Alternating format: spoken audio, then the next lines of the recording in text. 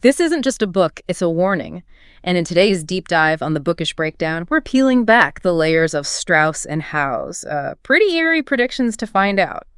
Is it too late to change course, or are we right on schedule? Let's see what we can find out. If you like what we're doing, if these chats are helpful, please do hit that like button. And subscribe, it really helps us out.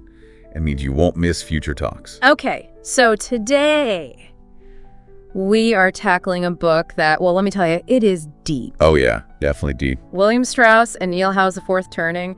And I think what's so compelling about it, especially if you're trying to understand bigger patterns, is the framework it offers. It really does. It gives you this lens to look at American history, maybe even figure out where things are heading. I'm genuinely excited to get into this one today. It feels, well, timely. Me too. The Fourth Turning really pushes back against that view of history as just, one random event after another. Right. It lays out this really interesting idea of cycles, almost like seasons for society. Yeah. Each one with its own mood, its own predictable path.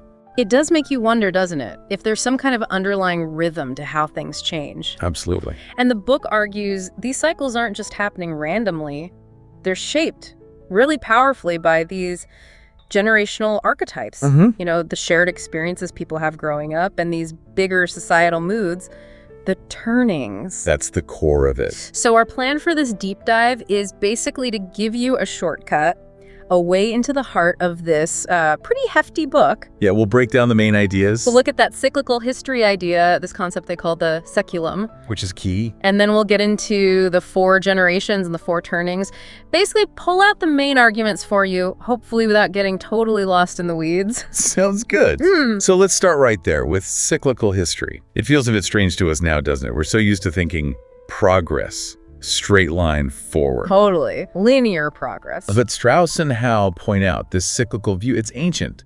I mean, think about the Greeks and their Caiclos, that idea of a full circle of time. Right, like things come back around. Or the Babylonians and their massive zodiacal great year.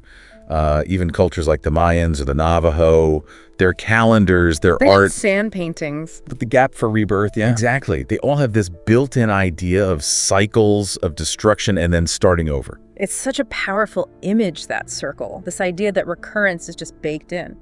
And it wasn't just like philosophy, right? The book mentions some ancient societies would actually ritually restart time. Yeah, after some major heroic event, they'd reset the calendar, year 1. Wow, which is so different from our usual linear view, influenced by a lot of religious thinking. Although, like the book says, even modern times have echoes of it. The French Revolution declaring its own year 1. Good point. And what's really interesting here is, okay, we see cycles everywhere, days, years, seasons. Sure. But the authors argue that the most important one for shaping society, for its rhythms, is the Seculum. The Seculum. Okay, break that down. It's basically the length of a long human life. Think roughly 80 to 100 years. Okay. A long lifespan. And the big idea is that the way generations experience the world within that time frame, their perspectives as they age, that becomes a major driver of how society shifts over the long haul. So why is that cycle, the human lifespan, so critical compared to others? Well, the book gives a few reasons. Yeah. First off, you can't really avoid it, can you? True. We mess with lots of systems, but the basic life cycle, childhood, adulthood, old age, that's pretty constant.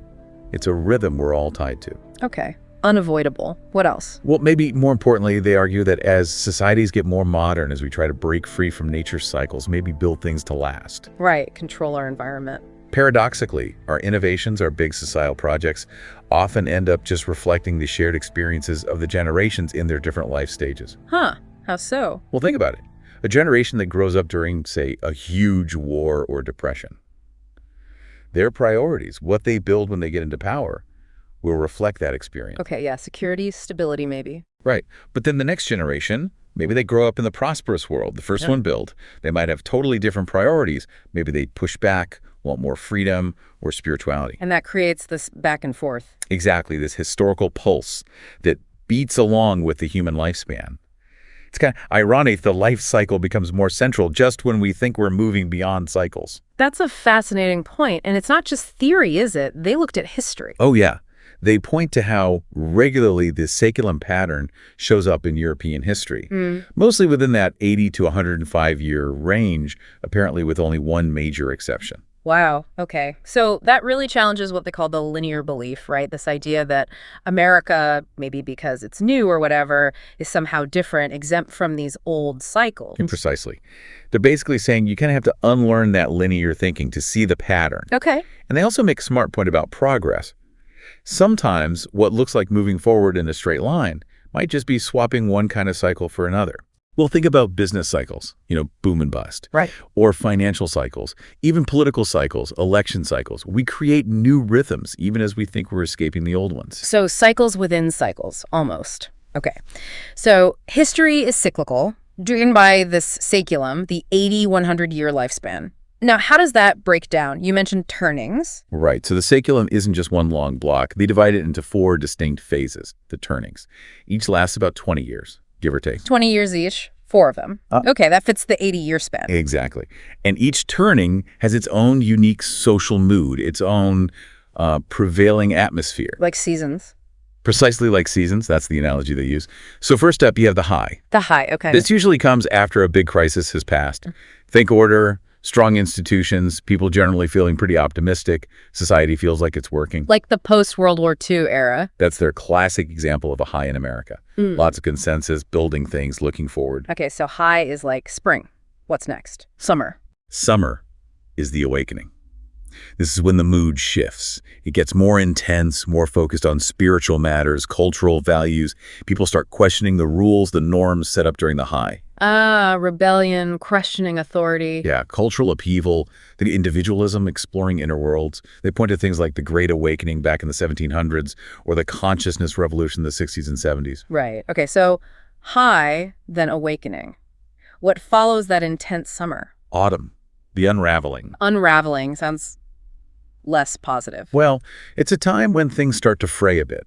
Individualism gets stronger, but maybe trust in institutions weakens. Society might feel more fragmented, even if, personal lives feel okay, maybe even prosperous. Does that sound familiar at all? The book, written in the late 90s, definitely identified the period then as an unraveling. Yeah. You can see how people might map current events onto that description. Yeah, you really can. Weakening institutions, fragmentation. Okay, so that's autumn, which leaves? Winter, the crisis, the fourth turning. Yeah. This is the most intense period. Major societal upheaval. Things feel like they're falling apart. The nation's survival might even feel like it's on the line. Wow. Often involves big conflicts, serious hardship. But, and this is crucial, Sanally, it also holds the potential for a total reset, for social rebirth, building something new out of the ashes. So it's destructive, but also potentially creative. That's the idea. And back when they wrote it, they predicted this next crisis, our current one perhaps, would kick off around 2005. Okay. And reach its peak, its climax, sometime before 2025. Before 2025? That's pretty soon. It is. And a key point is that these turnings, they argue, happen in a fixed order. High, awakening, unraveling, crisis.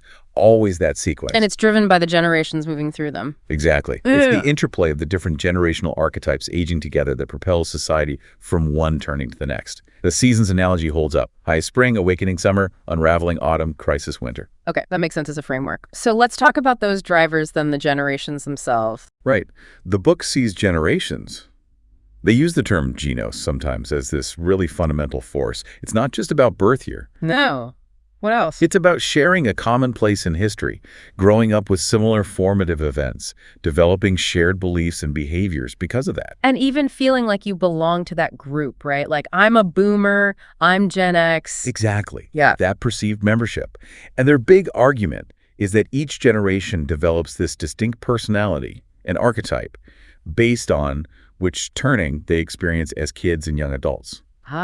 So the turning you grew up in shapes your generation's basic character. That's the idea. Those formative years leave this lasting imprint. Okay, so what are the archetypes? There are 4. 4 archetypes matching the 4 turnings. First, you've got the prophet generation. Prophet, okay. They're born after a crisis, during the optimistic high. They come of age, become young adults during an awakening. So they're the ones doing the questioning and rebelling in their youth. Often, yes. They become these idealistic, sometimes maybe narcissistic crusaders. Then in midlife, during the unraveling, They can become quite moralistic. And in old age, during the next crisis, they're often the wise guides. And the example is? The boomers are the classic prophet generation in their model. Okay, prophets. Who's next in the cycle? Next up are the nomads. They're born during an awakening. So born into that period of upheaval. Right. They come of age after it in a world that might feel a bit cynical or disillusioned because of the awakening's excesses. So they often feel kind of alienated as young adults. Makes sense. How do they handle midlife? Midlife for nomads hits during a crisis. And that's where they often shine, actually. They become the pragmatic, get-it-done leaders focused on survival. Ah, the practical ones. Very much so. And in old age, after the crisis, they're the tough, resilient survivors. The book points to Generation X, the 13ers, as the nomad archetype. Okay, Gen X nomads, shaped by coming of age and that post-awakening vibe, becoming pragmatic during a crisis. Got it. Who's third? Third is the hero generation. They're born after an awakening, during an unraveling. So born into that fragmenting world. Yes. But they come of age, critically, during a crisis. Ah, so their youth is defined by major struggle. Exactly. They learn teamwork, civic duty, collective action, because they have to. Then in midlife, after the crisis is over, they enter the new high. They're often energetic builders, community-minded, maybe sometimes a bit too confident, exhibiting hubris. Okay. And then in old age, when the next awakening rolls around, they can find themselves attacked or challenged by the younger prophet generation. And the example here is? The GI generation fought World War II, built post-war America. Classic heroes in this framework. Okay. Prophet, nomad, hero. Who's the fourth? The final one is the artist generation. They are born during a crisis. So childhood amidst turmoil. Yes. They come of age in the stable, often conformist, post-crisis high. This tends to make them more sensitive, maybe process-oriented. Okay. How about midlife for them? Midlife hits during an awakening. They tend to be more adaptive, maybe seen as indecisive by others, mediators perhaps. And in elderhood, after the awakening, they're often focused on fairness, empathy, bringing people together. And the example generation? The silent generation, born during the Depression and WWII, came of age in the post-war high. Wow. Okay, so prophet, nomad, hero, artist, and Yeah. they follow each other in that order, interacting with the turnings. Exactly. You can see how a prophet generation's actions during an awakening shape the world the nomads grow up in, which in turn affects how the nomads act during the crisis that shapes the young heroes, and so on.